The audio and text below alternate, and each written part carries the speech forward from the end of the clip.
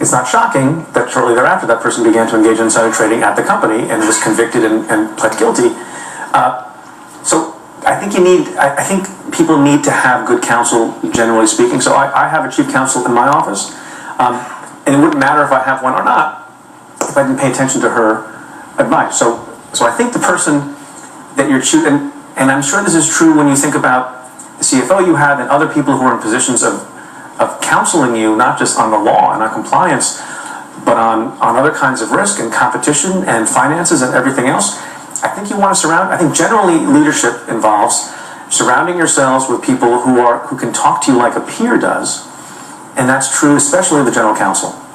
What is your impression of the results from our polling question? 9% very worried, 60% someone concerned, 30% not at all. Is 30% in denial? Right. Well, the 9% who are very worried, if you could come see me afterwards, leave your number. Look, I don't know who the not at all people are. It's interesting that you would vote not at all, even if you didn't think it was a problem, because I think often people hedge, and you can't always know. There are some companies, and it's great if that's what your view is. That at least must mean reputationally you're doing something correct, because it does turn out to be often the case, in my experience, that when we investigate people in certain companies, sometimes there's a lot of surprise, and sometimes there's no surprise at all. And in the instances where we charge somebody where there was no surprise at all, sort of reputationally in the industry, when we went out to the Galleon Group, for example, and the case is finished, so I can talk about it, there was not a lot of surprise that there was a lot of bad conduct going on there, and Roger Rutland got convicted and is spending a long time in prison. There was more surprise when we arrested Roger Gupta, who had a different kind of reputation, and I'm assuming the people around him at the time would have answered the question, what do you think is the level of corruption or misconduct involving the head of McKinsey? There might have been a good percentage of people who would have said not at all, and they would have been wrong. Mm-hmm. You've raised insider trading. You faced some criticism for, in a sense, overreaching on some of the insider trading cases, and also a sense of prosecuting some of them in the media. What's your response? First, the vast majority of insider trading cases we brought have resulted in convictions, and those convictions being upheld on appeal, including all the most high-profile ones, including what I mentioned, Roger Rutland, SAC Capital, Roger Gupta, and any number of others, Matthew Martoma. It's a small subset of cases that we argued that the appeals court in New York changed the law and got wrong. And there is now a case pending in front of the Supreme Court out of the Ninth Circuit, out of the California Appellate Court. I was at the Supreme Court argument some weeks ago, and I'll say there's cautious optimism that the Supreme Court, which is no huge fan necessarily of aggressive prosecution, if you think of the McDonald decision out of Virginia, from Virginia, there's cautious optimism that the Supreme Court is going to correct what we think was the clear mistake of the Second Circuit on insider trading.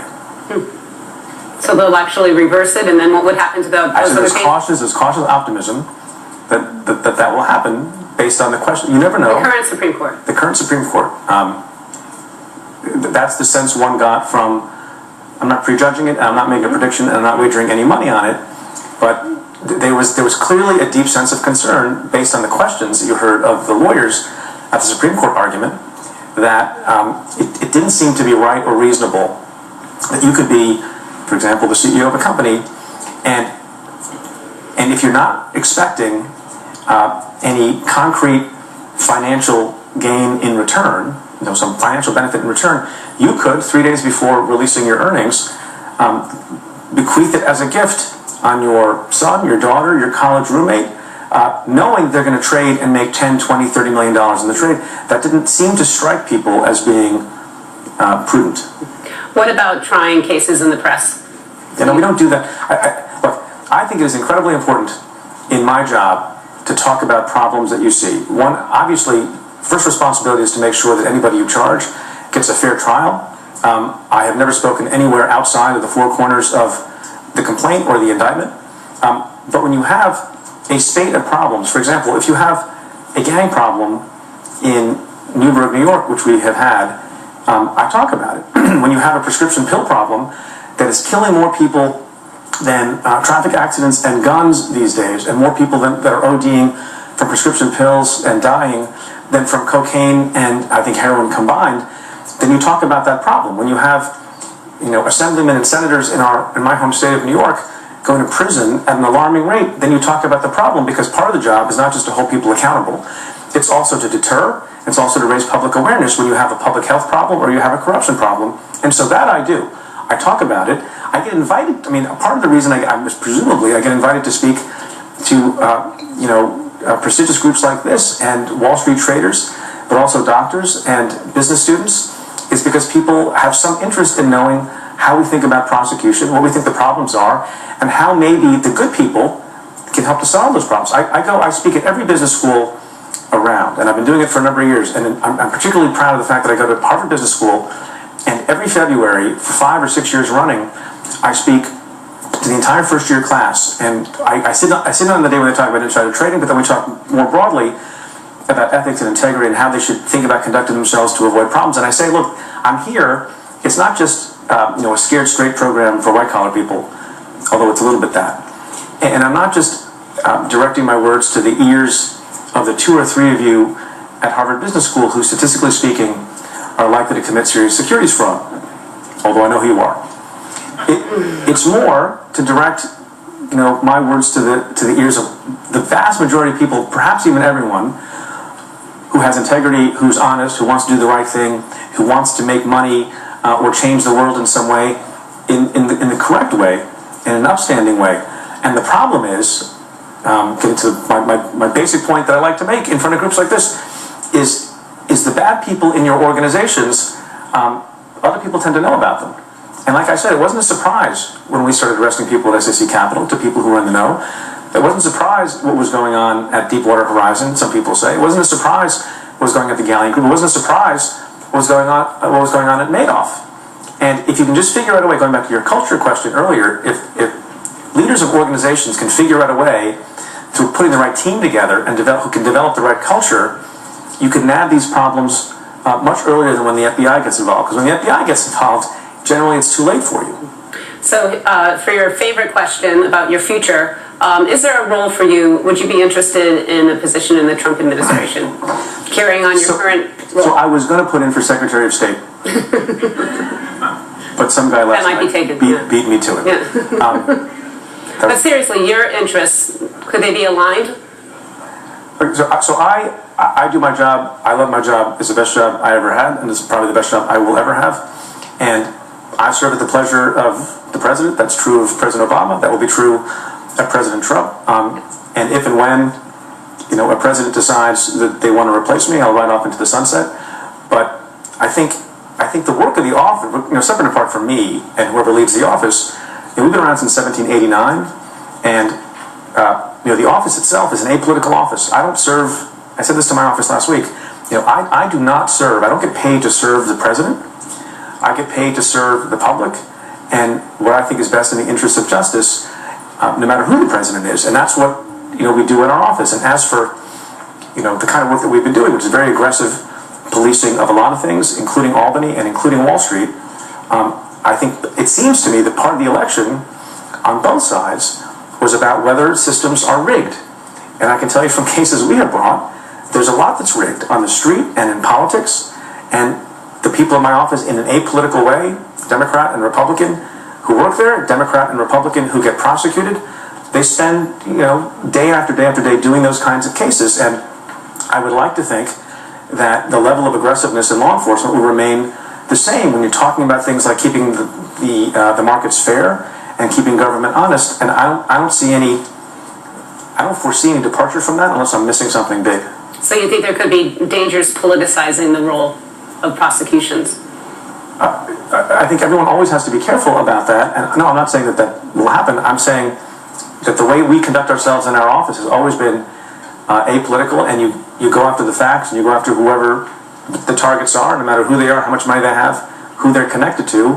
And I think we have a very, very strong, whatever you want to call it, nonpartisan or bipartisan record of going after folks who have violated their oaths of office. I mean, separate apart from the financial prosecutions, the other big thing, we do a lot of big things, but one of the other things that gets a lot of attention is our public corruption prosecutions. We simultaneously charged, prosecuted, and convicted both the Senate Majority Leader, who's a Republican, and the Assembly Speaker who is a Democrat. So we're blind as to what party people are from. Non-denominational. Let's jump to. Okay, we have a couple of minutes for questions.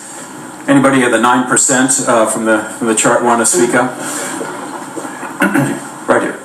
Do we have to give our name and company for this segment? Yes, you do. I know who you are. Your last 5 years of tax returns and as well. Mark Weinberger, EY. So, when you started, you talked about being the CEO of your organization. I think that's absolutely right, and tone at the top matters, but it's also measurement that matters, what you measure in metrics, and sometimes financial returns, too much focus, you get activity you don't like. Sometimes too much sales, you get activity you don't like. I, too, was a regulator for the Treasury, oversaw the IRS, and know how you measure people in government.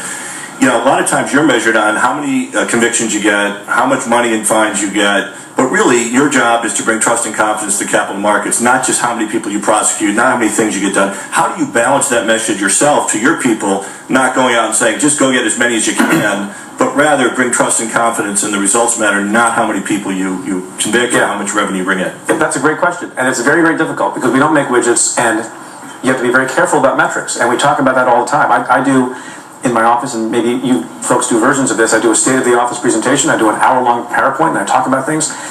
And some of what I do there is talk about what the number of trials has been, what the level of criminal fines have been, and how many convictions we've had in particular areas. But then I caution them and I say, look, I'm putting up some of these metrics, but I don't think no metric can measure how well we're doing when you're in the business of something that's supposed to be pure and about doing justice. Also, you absolutely have this problem. Any business book you read or any good leader you talk to, if you start having quotas of how you want people to perform, then people are going to game the system in a way to give you what you want. I mean, the police commissioner used to talk about this all the time, Ray Kelly and Bill Bratton, with whom we work for very closely. If you start saying there have to be a certain number of arrests out of a precinct, people are going to start manufacturing things.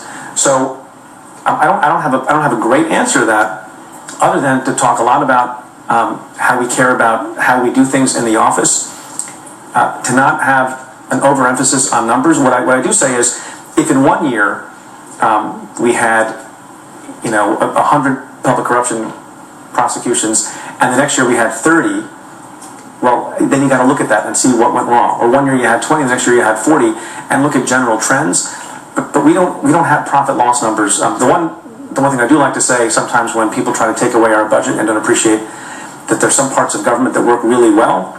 My budget for my office, about 400 and something employees, is $50 million, and given, depending on the year, between asset forfeiture and criminal penalties and losses avoided, we bring in 50 to 60 to 80 times that, which is better than any hedge fund I've ever heard of. One more question. I have one. Right here. Mine's a frivolous one. I want to know if Those are my favorite I want to know questions. if you watch Billions. So that's a highly fictionalized show in many, many ways. But I think Paul Giamatti is a great actor. So one last question for me. We've had waves of insider trading prosecutions, 80s, 90s, and then again recently. Are we getting better at corporate governance in general over the last 20, 30 years? I mean, there's a lot of concern been shown corporate governance. A lot of laws have been passed. Are we any better, or are we not? Yeah, so that's a very broad question. Are we getting better generally? History seems to teach that people get better at one thing, and then bad people figure out how to screw it up in some other way. So what I do feel and understand anecdotally, that some of what our cases have done and some of the regulatory enforcement actions have done have not necessarily eradicated bad people from places, but I think it has gotten general counsels at companies and compliance departments at companies and good CEOs at companies to look at their fellow folks in the same industry, banks or otherwise, and say, there for the grace of God go I. Like, what can I do to make sure that this doesn't happen here? How do we have better screening and hiring? How do we have better early warning systems to see if people are engaging in bad activity and bad conduct? So my sense of things is, based on the interest in events that I go to and the kinds of things people say to me, that people have gotten better. So for example, we had this issue with expert networks when we first started bringing some of these insider trading cases, and I think people's use of expert networks and what they meant has gotten better.